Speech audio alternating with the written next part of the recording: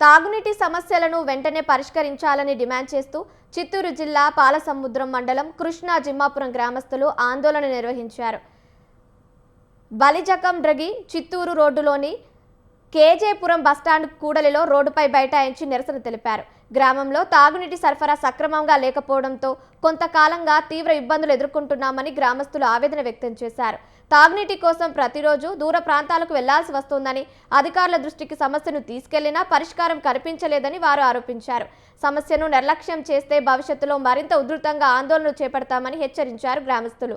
ఉన్నతాధికారుల దృష్టికి తీసుకెళ్లి సమస్య పరిష్కారానికి కృషి చేస్తామని పోలీసులు హామీ ఇవ్వడంతో గ్రామస్తులు శాంతించారు.